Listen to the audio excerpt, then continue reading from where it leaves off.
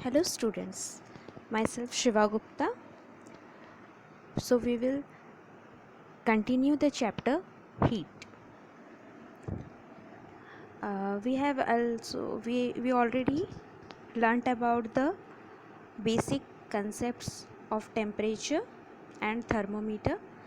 So we have discussed that there are two types of thermometer, that is clinical thermometer and laboratory thermometer. So now we will continue this by discussing about the thermometers. So see, here it is clinical thermometer. There is a capillary tube. Inside this tube mercury moves, and the range, you can see the range of the thermometer is 35 degrees Celsius to 42 degrees Celsius. And also you can see there is a constriction, and this constriction is known as kink, and it helps in preventing the mercury going back to the thermometer. And see, this is the laboratory thermometer. In laboratory thermometer, the range is from minus 10 degrees Celsius to 110 degrees Celsius. Here in case of laboratory thermometer, there is no kink present, or there is no bending, any constriction is not there. So this is the basic things about these thermometers, and the thermometer looks like this. So we will see the difference between clinical thermometer and laboratory thermometer. The clinical thermometer is small in size, and laboratory thermometer is large in size. The range is also, in clinical thermometer it is 35 degrees Celsius to 42 degrees Celsius, and in laboratory thermometer the range is from minus 10 degrees Celsius to 110 degrees Celsius. Clinical thermometer is basically used in measuring the temperature, body temperature of humans. The laboratory thermometer, as the name indicates, it is used in case of laboratory works. And there is a kink in the clinical thermometer, but there is no kink in laboratory thermometer. So we can use clinical thermometer after removing the thermometer from our mouth, but laboratory thermometer is only be useful when it is dipped inside the substance or any liquid. To lower the mercury level, jerks have been given in place of clinical thermometer, but in laboratory thermometer it automatically comes down. So these are the basic difference between clinical thermometer and laboratory thermometer. If we will discuss about what are the similarities between these thermometers, then both are made up of glass, both have mercury to measure the temperature. The unit used in both the cases is degree Celsius, and the shape of the thermometers are similar. Only size is, one clinical thermometer is small in size, laboratory thermometer is large in size, but the shape of the thermometer is same.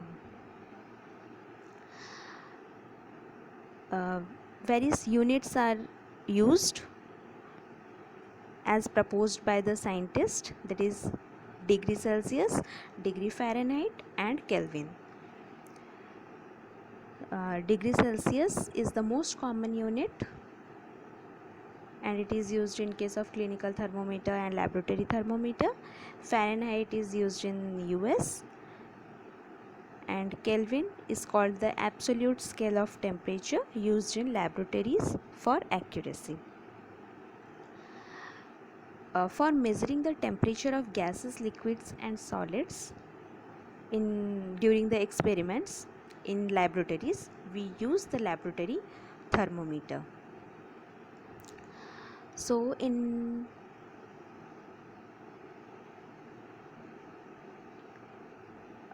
next we will study about the clinical thermometer, how to read a clinical thermometer. first we have to determine the scale of the thermometer. Then we have to give a few jerk so that the mercury level comes down below the 35 degrees Celsius, and then we will use the or place the thermometer bulb under our tongue. After 1 minute we can read the or note the reading. The reading itself gives us the body temperature, and the normal body temperature of human body is 37 degrees Celsius. If we are going to express it as Fahrenheit, then it is 98.6 degree Fahrenheit. But temperature of every person may not be 37 degrees Celsius. It could be slightly higher or slightly lower. It may not be exactly 37 degree Celsius. You have to remember this. While using this clinical thermometer, we have to take some precautions. And what are the precautions? Wash the thermometer in clean water. Obviously, we have to keep the hygienic things in mind. Jerk should be given to bring the mercury thread below 35 degrees Celsius. Only after that we can read the thermometer and get the value exactly. And while reading the temperature, we should not throw the mercury bulb, because we already know, we all know that mercury is highly toxic. So and it can be hazardous to the environment also. It can pollute the environment. So these things should be kept in mind while using the clinical thermometer. And after use also we have to wash the thermometer before storing. Next, how to read a laboratory thermometer. Laboratory thermometer, while using a laboratory thermometer, we have to dip the thermometer inside the substance that is to be measured, and it should be kept in mind that the thermometer should not touch the bottom or the sides of the container in which that substance is present, and we have to hold the thermometer vertically and observe the movement of mercury in the thermometer, and the reading of the temperature should be noted when the thermometer is inside the substance. The precautions are same as in case of clinical thermometer. In addition to that, some more points are there. That is, it should be kept upright, not tilted. Bulb should be surrounded from all sides by the substance. It means it is dipped inside the substance, and the bulb should not touch the walls of the container. So these are the basic precautions. Next, some other thermometers are also there, except these clinical and laboratory thermometer. That is maximum and minimum thermometer, used in case of weather reports. And also nowadays we are using a digital thermometer, which is this type of thermometer is used in the same way as the mercury thermometer. It is electronic thermometer or digital thermometer. And at stations you must have seen this type of thermometer used, that is used without touching the body for thermal testing. It is basically used for babies. So these are the advanced thermometers used nowadays. some important questions are there.